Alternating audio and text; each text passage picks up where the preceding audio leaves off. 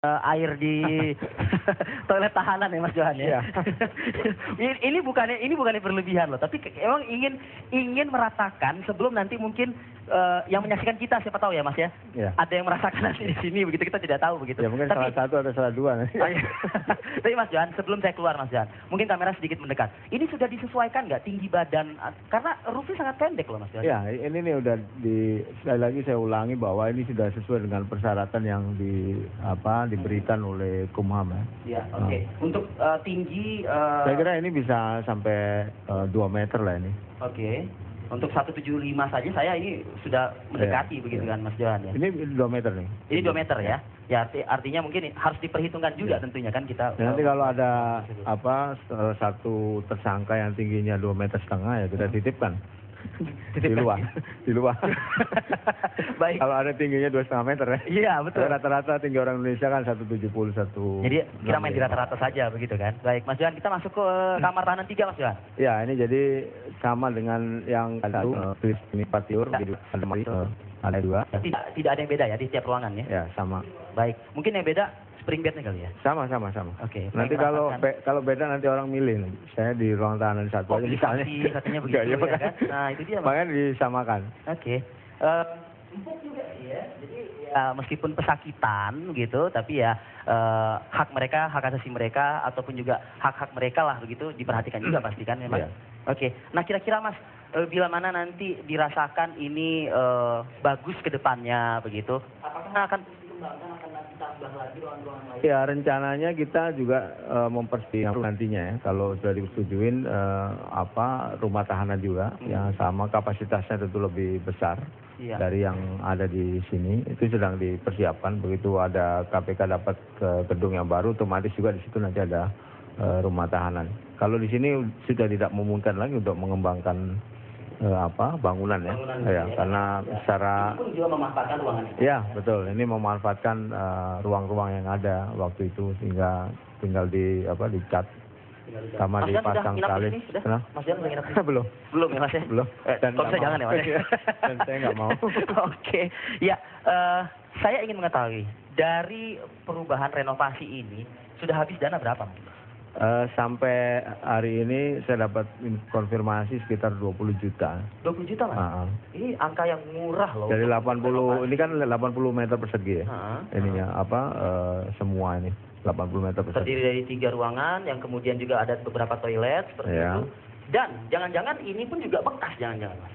Kalau ini nggak bekas kayaknya. Ini nggak bekas? Nggak bekas. Apa item-item yang bekas mungkin dipergunakan oleh? Ya tadi yang tempat kamar mandi tadi memang sudah ada.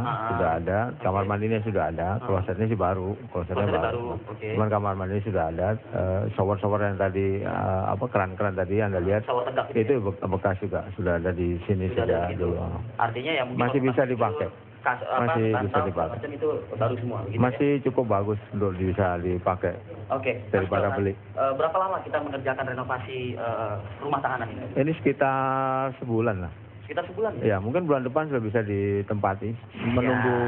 Menunggu tadi ruang tunggu tamu. Selesai itu baru nanti kita isi. Kita isi. Baik. Di sini juga ada CCTV saya lihat ya? Ya ada 3 CCTV.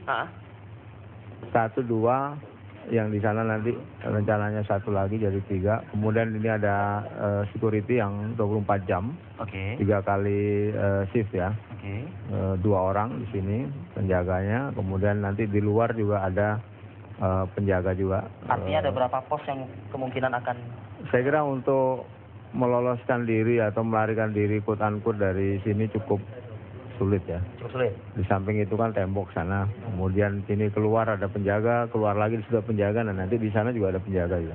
Tapi lembaga pemasyarakatan, rumah tahanan di luar sana juga pun penjaganya ketat juga, Mas Jan. Tapi bisa aja itu keluar-keluar Mas. Ya paling tidak kita punya CCTV yang 24 jam mengawasi ya. Oke, ini nanti terkoneksi ke ruangan ada ketua KPK kah begitu? Ada ruang kontrolnya, ada. Oke. Tapi ruang ketua KPK tidak ya? Oh enggak, ada di ruang kontrol. Artinya berbeda dengan Kemenkumham lah ya, seperti itu ya. Oke, ini pun juga nanti pengamanan akan berlangsung 24 jam. 24 jam. Dengan shift-shiftan seperti itu. 3 shift. Oke. 2 orang. Saya mungkin di sini sudah melihat ada juga petugas security-nya Mas Johan. Iya. Yang berjaga. Saya ingin bertanya juga dong sedikit ke. Silakan. Bisa saya pinjam mic-nya? Mas, selamat pagi Mas. Agak sedikit mendekat dengan Mas Yan ya.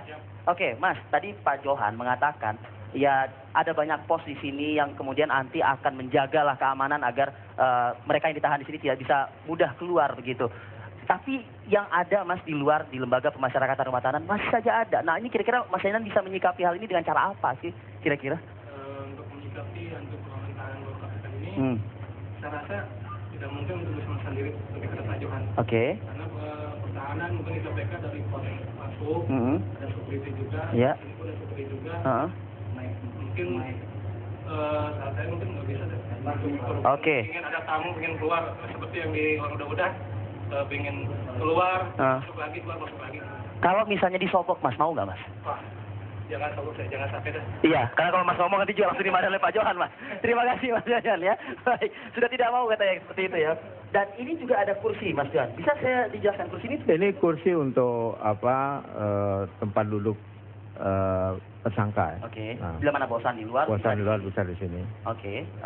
Dan saya membayangkan, apakah cukup kuat benteng pertahanan terakhir itu di sini, begitu loh? Saya kira pelaku tindak pidana korupsi kan rata-rata orang yang kelas tinggi ya. Intelek lah ya. Apalagi kasus ditangani oleh KPK kan kasus-kasus yang melibatkan pejabat ya. Oke. Sehingga untuk kapasitas ini ya sulit lah untuk menjebol tralis ini begitu. Dan tadi seperti saya sampaikan, pengamanan ini ada 3 lapis. Jadi di luar, kemudian di situ tadi ada juga, kemudian di sini. Mas Johan, dari tadi Mas Johan mengatakan ini sudah template-nya yang sebenar-benarnya rumah tahanan. Sesuai dengan persyaratan. Sesuai dengan persyaratan. Apakah ini kan dijadikan pilot project juga Mas? Artinya Mas Johan secara tidak langsung di sini menyentil beberapa lembaga pemasyarakatan atau rumah tahanan yang ternyata tidak sesuai dengan yang diharapkan lah. Ya, saya kira semua berharap rumah tahanan seperti yang disyaratkan oleh Kumham ya. Tapi kan Anda juga harus memahami mengenai kapasitas ya. Banyak tersangka yang ditahan, sementara kapasitas sendiri sangat kurang ya. Dan ini tergantung atau berkaitan dengan anggaran juga. Saya kira kita harus memaklumi juga. Baik, Mas Johan yang ditunggu-tunggu saat ini adalah, kalau tadi Mas Johan mengatakan ini sudah bisa dipakai dalam waktu dekat begitu ya Mas Johan ya. Siapa yang akan menempati pertama kali, mungkin Mas Johan ditahan dulu, kita jeda lagi. Apa kabar Indonesia akan kembali saat lagi.